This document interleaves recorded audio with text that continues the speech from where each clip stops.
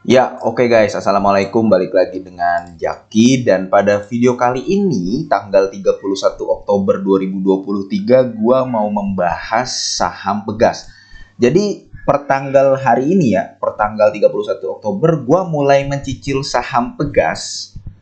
Gue mulai mencicil saham Pegas karena menurut gue ini saham sudah turun dan harganya mulai menarik untuk dicicil. Tapi ingat masih dicicil ya guys ya. Dan ini tentu saja bukan ajakan jual beli. Sebenarnya gue cukup ragu dengan Pegas dan banyak sentimen negatif dari Pegas ini ya. Banyak sentimen negatif yang tentu saja mengakibatkan sahamnya turun. Sentimen negatifnya apa saja kalau dari pandangan gue pribadi begini guys.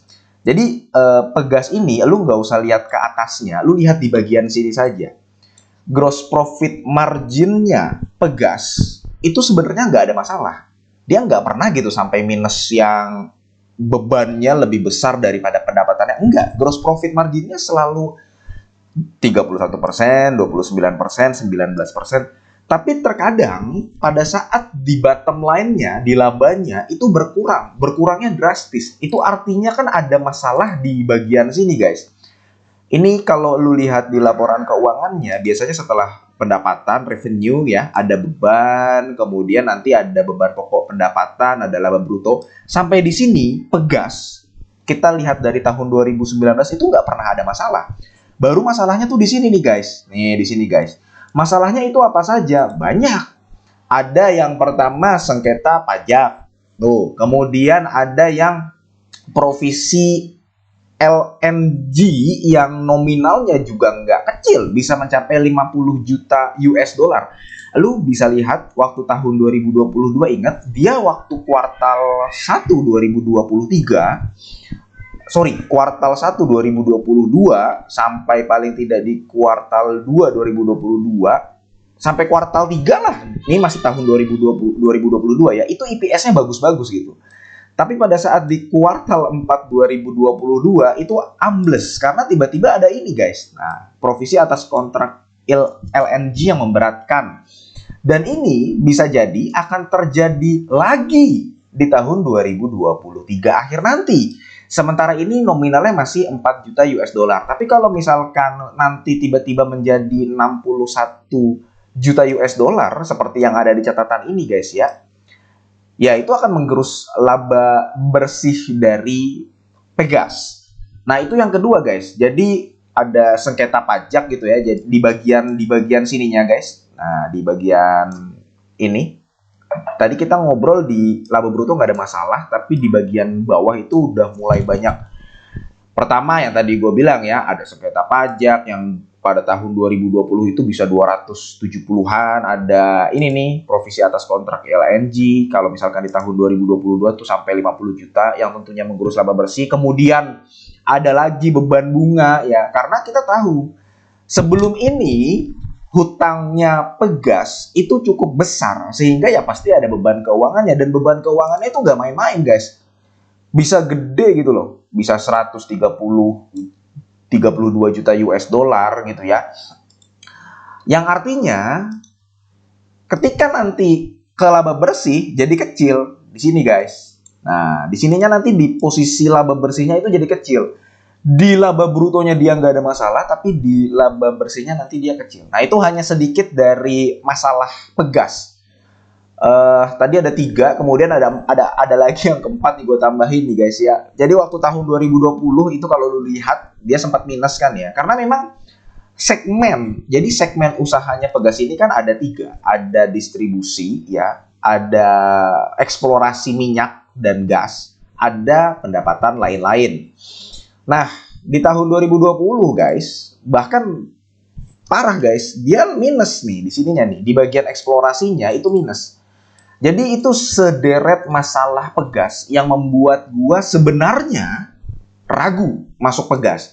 Hanya saja begini, karena gue melihat secara valuasi dia sudah murah ya, dia sudah ada di PBV 0,75 yang memang sudah lebih rendah dari beberapa tahun terakhir. Kemudian kalau kita lihat IPS-nya itu kan dia sudah mengantongi sekitar 120-an. Pegas itu 120 lah ya. Harapannya di tahun 2023 dia bisa mencatatkan 169. Kalau lu lihat di RTI, ini versi RTI guys ya. Tapi dengan adanya sederet masalah yang tadi gua sebutkan, ya versi gua EPS di kuartal 4 2023 itu paling tidak 10. Sehingga dia bisa mengantongi ya sekitar 130-an lah. 53 tambah 37 tambah 37 kan. 53 tambah 37 tambah 37 tuh. Tambah 10. 137. 137 kan. Jadi ini versi gue ya guys. Gue nggak bisa terlalu optimis dengan Pegas.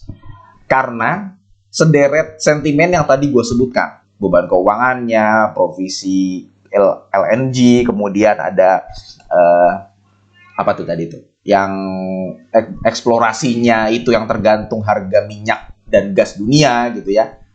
Nah, gue nggak bisa seoptimis itu. Makanya gue menyiapkan skenario pesimis. Skenario pesimis versi gue itu full year-nya Pegas EPS adalah 137.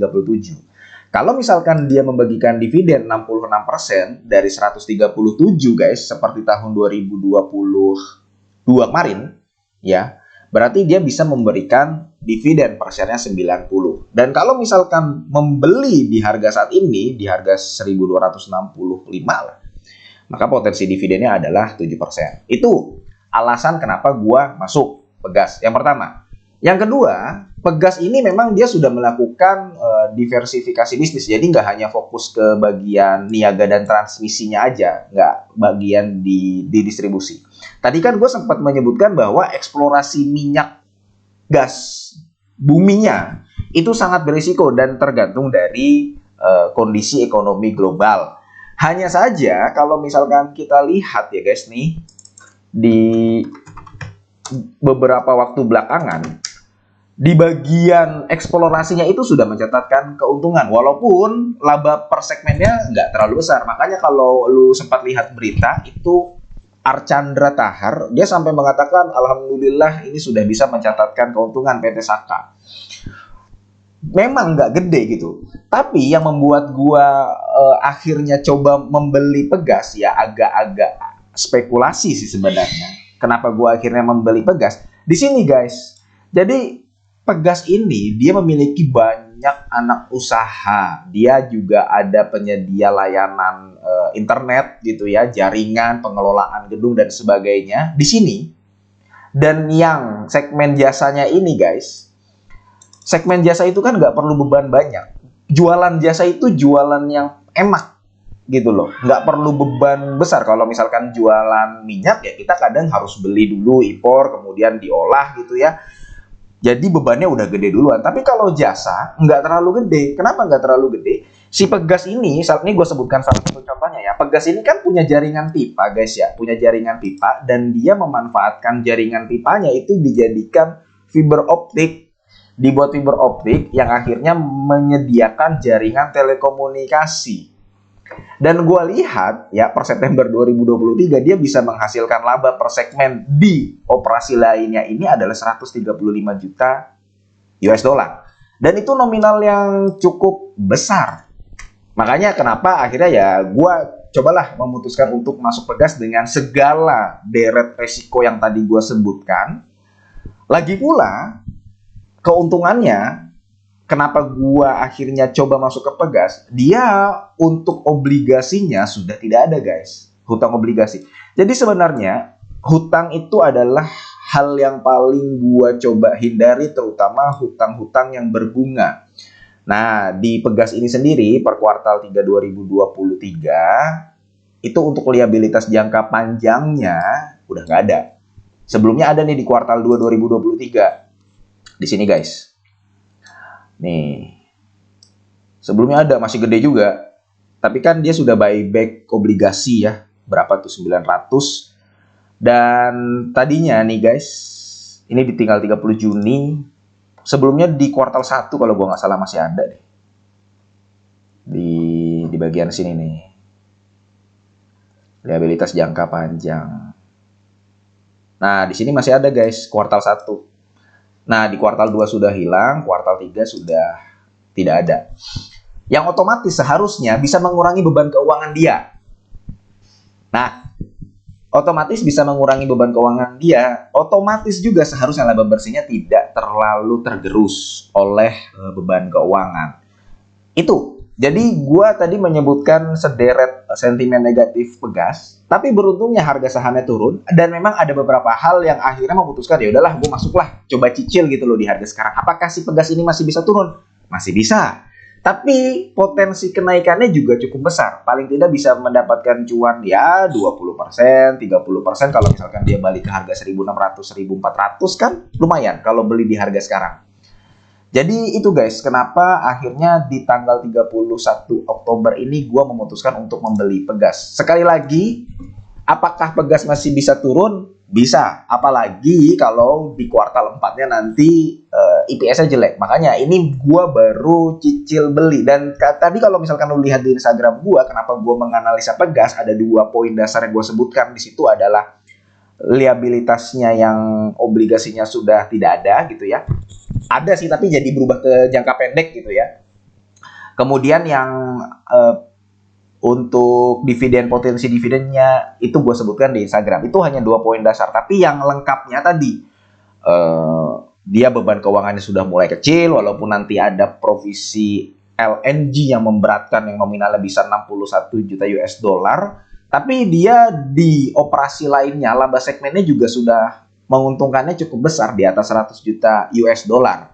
Lagi pula, segmen distribusi gasnya walaupun sedikit tapi dia meningkat dari tahun ke tahun. Dan di bagian eksplorasi minyak dan gas, setidaknya dia tidak mengalami kerugian lagi seperti di tahun 2020, 2019 gitu guys. Nah itu yang memutuskan gue coba mencicil beli Pegas. Kita lihat lagi nanti ke depannya seperti apa ya. Tentu saja ini bukan ajakan jual atau beli. Semoga video ini bermanfaat dan semoga lu sehat selalu sehingga kita bisa bertemu kembali di video-video selanjutnya. Gua akhiri, wassalamualaikum warahmatullahi wabarakatuh.